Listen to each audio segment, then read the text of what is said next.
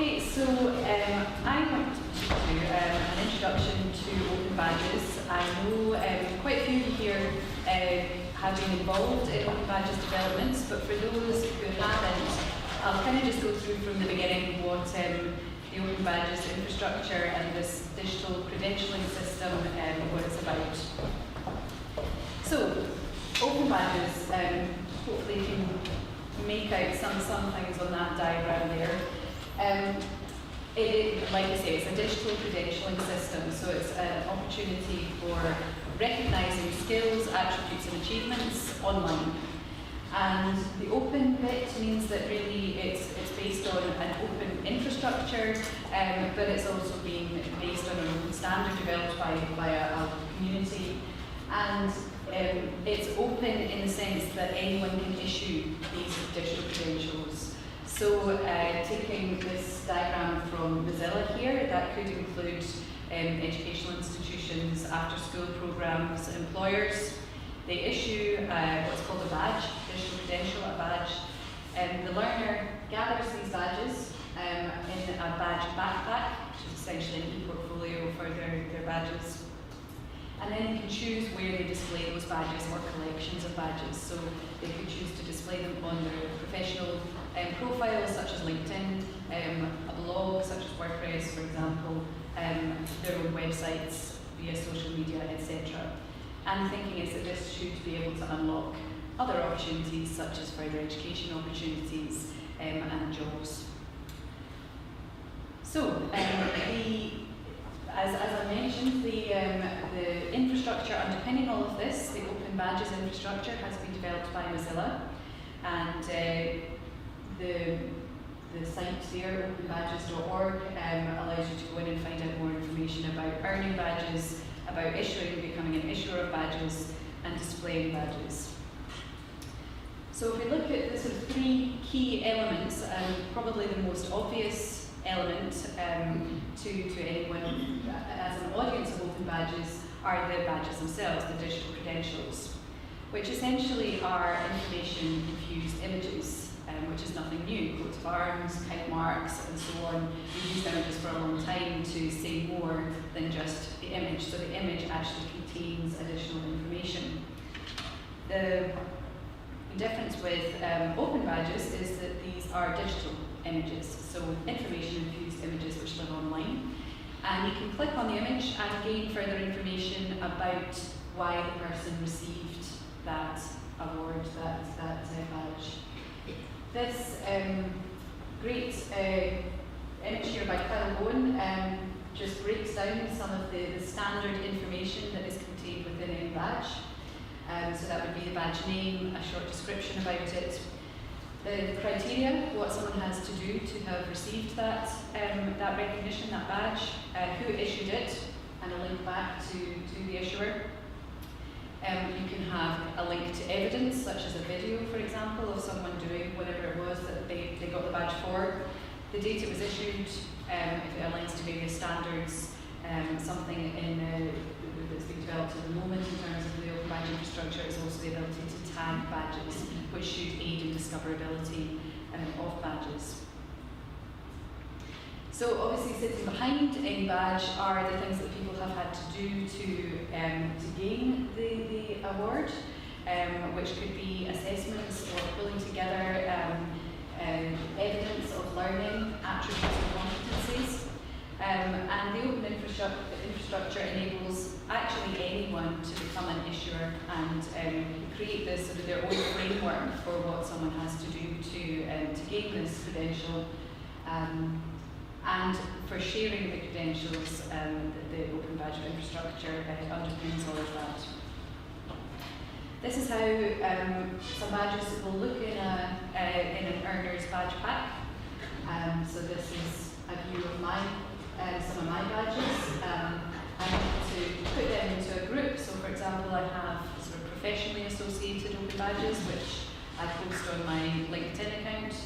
And I also have them displayed inside of my WordPress blog as well.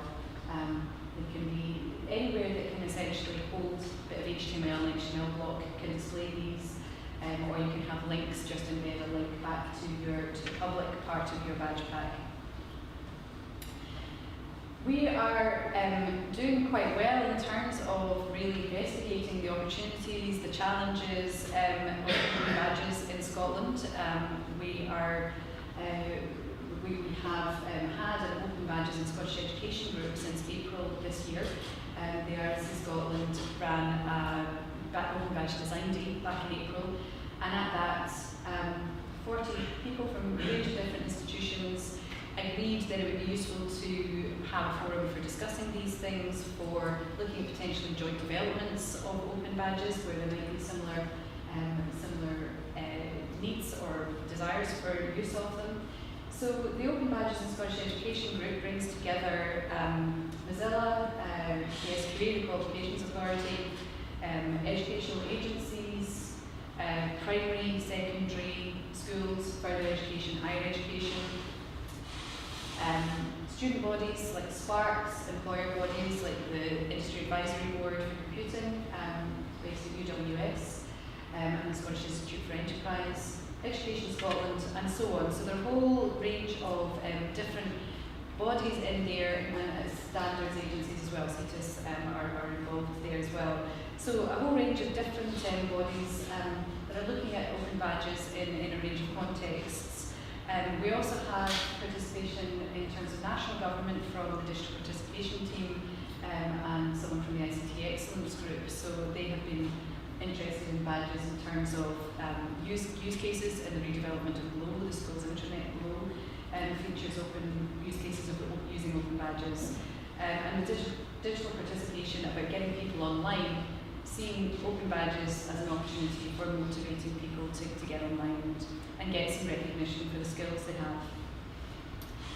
The particular areas of interest we have are captured in the graphic there.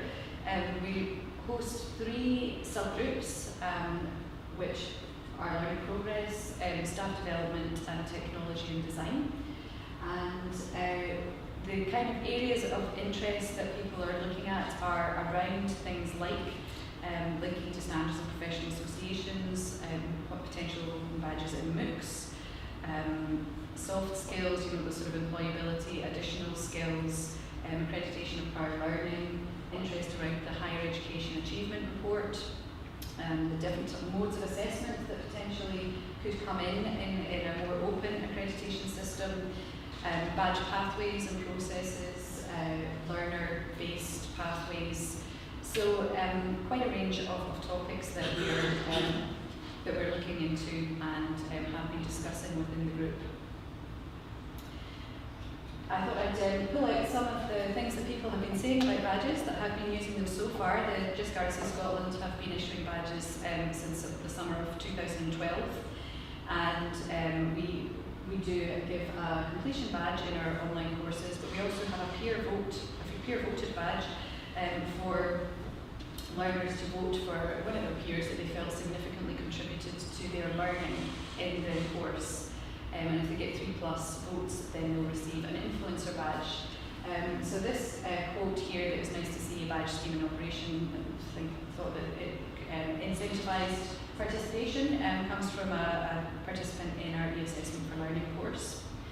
The Vice Principal at Borders College thinks that there is real opportunities for motivating learning and in terms of improving retention. So if you're motivating learners, that sort of sense of stepped achievements, keeping students going and giving them a sense of encouragement by perhaps breaking down what they're learning into smaller chunks within a course can be quite motivating for learners perhaps who haven't engaged so well with formal education. And the idea of sort of having to wait a year before they get some formal recognition can just seem a very long time. So they've been looking at using open badges in that kind of context, but also because they feel that it could help them to capture some of those additional skills that students have that will help them to stand out from the crowd in terms of jobs. And employers, we know employers are also interested in them. Tom Kyra, the chair of the Industry Advisory Board, computing at the University of the West of Scotland, has commented that he feels that that badges could really help to pull out some of those personal attributes that employers are really interested in, that will augment what they see see in terms of a student's academic qualifications. So just a sort of quick summary of some of the areas where people are believe and are beginning to sort of see some benefits in terms of using open badges, recognising those sort of smaller chunks of learning, helping you being able to recognise learning in informal and formal learning settings, and if you're recognising learning in informal settings, will that motivate people to go into formal education.